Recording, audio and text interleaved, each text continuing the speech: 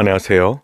12월 23일 미가서 3장 1절부터 12절까지 말씀으로 묵상을 나누도록 하겠습니다. 오늘 말씀은 한마디로 지도력의 붕괴를 나타내는 말씀입니다. 미가가 활동했던 시대는 남유다가 북이스라엘로부터 엄청난 압박을 받던 시기였지요.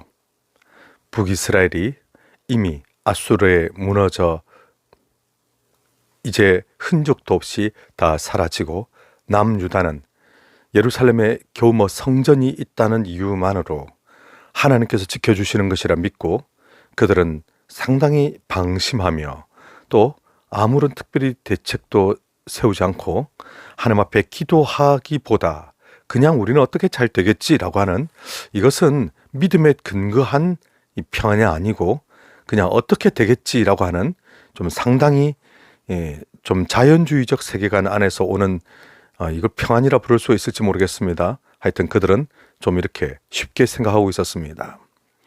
이런 가운데 권력의 정점에 있는 정치 지도자들, 그들이 어떻게 하나님 앞에서 방자하게 행하며 백성들을 괴롭혔는가, 그리고 종교 지도자들, 백성들에게 소망을 주고 하나님의 말씀 앞에 세워야 될 그 종교 지도자들이 또 어떻게 백성들을 괴롭혔는가, 이것은 참 오늘 말씀에서 아프게 다가옵니다. 우리 신앙의 공동체는 본래 하나님께서 주시는 말씀에 따라 지도자들이 먼저 하나님 앞에 무릎 꿇고 하나님의 뜻을 구하며 하나님께서 기뻐하시는 것은 이런 것이다 라고 백성들에게 알려주고, 백성들은 그 말씀을 듣고 아멘 아멘 하며 하나님의 뜻을 따라 그들의 삶이 인도함을 받고 또 하나님께서 인도하심에 순종함으로써 이 모든 공동체가 건강에 돌아가야 되는데요, 당시 남유다에 있었던 일들은 참으로 끔찍합니다. 아수르가 이제 북이스라엘을 완전 없앤 다음에 남유다에 대하여 조공을 바치라 하면서 엄청난 세금을 뜯어갔거든요.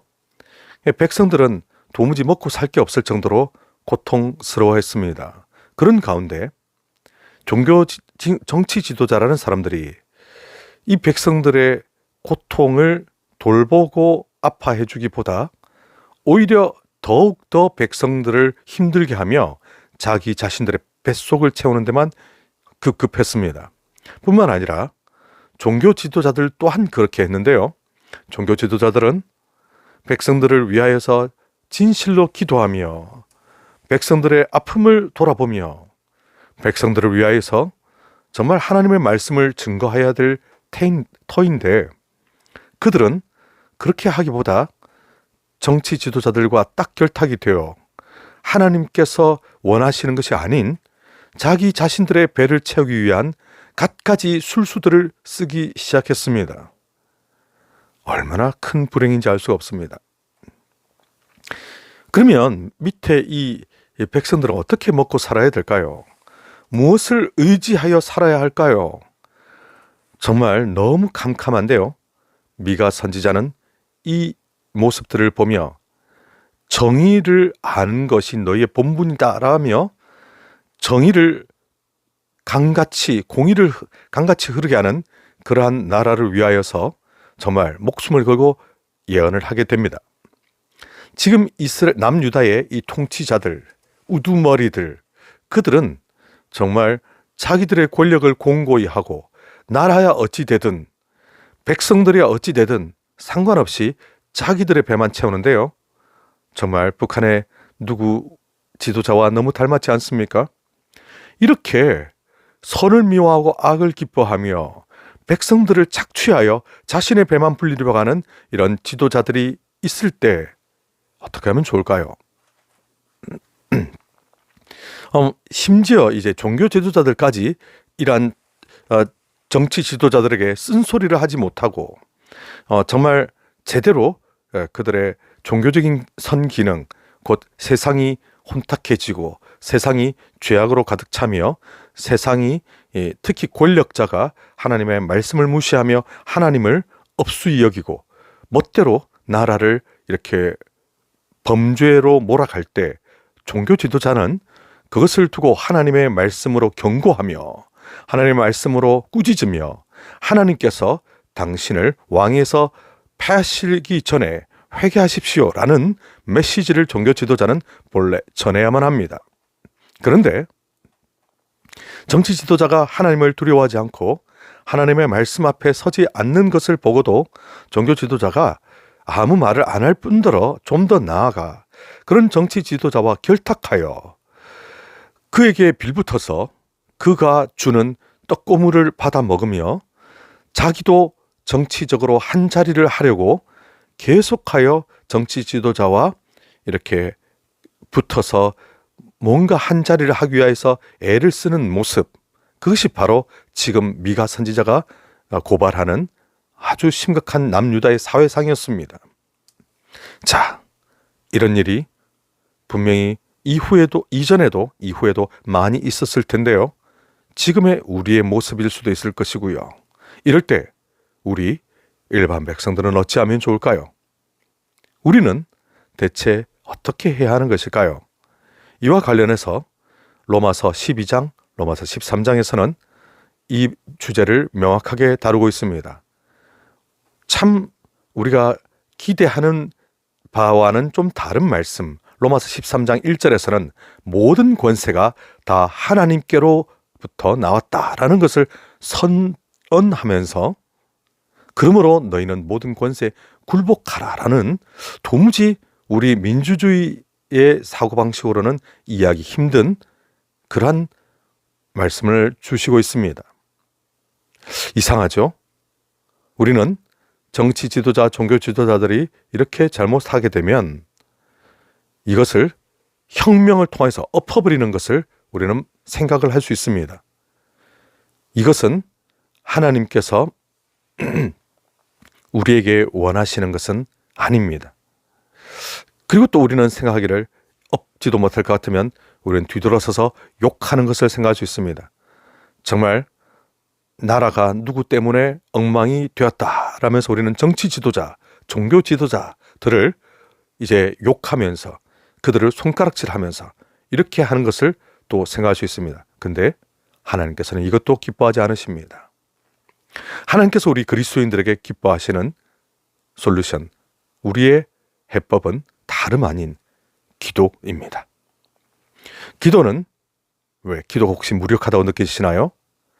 기도가 아무것도 아니다라고 생각하신다면 그것은 살아계신 하나님을 인정하지 않는 것입니다. 하나님께서 우리 인류의 역사 가운데 개입하시며 우리의 비천한 삶 가운데 개입하시는 가장 크고 가장 위대하며 가장 아름다운 일은 바로 우리 기도를 통하여서입니다. 우리는 기도하고 하나님께서는 우리의 기도를 통하여 응답하시고 역사하시죠. 이것이 바로 살아계신 하나님을 의지하는 그리스도인들이 할 수 있는 가장 위대한 일이며 가장 아름다운 일이고 그리고 가장 최선이기도 합니다. 자, 엎어버린다면 어떤 일이 발생할까요? 실제 이런 일은 프랑스 대혁명 때 일어났습니다.